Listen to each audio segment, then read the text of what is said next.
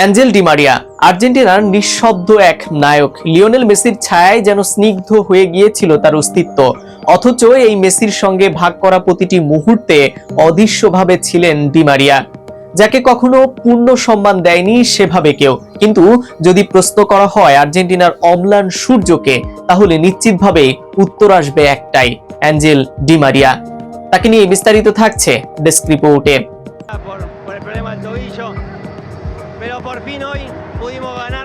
Copa আমেরিকার final, বিশ্বকাপের final, যত কিছু অর্জন সেখানে তার অবদান ছিল যেন এক অব্যক্ত গল্প।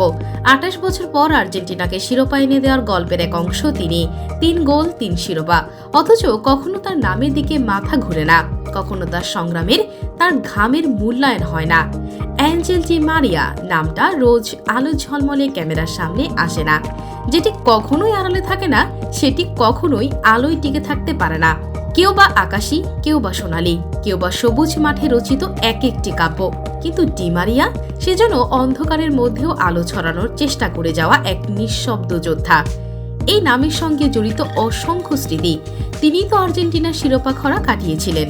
আর্জেন্টিনার সাম্প্রতিক সময়ের সবগুলো শিরোপাতেই জড়িয়ে রয়েছে তার নাম, কিন্তু এসব অর্জনও যেন কখনো তার মুকুটে এক সঠিক জায়গা পায় না।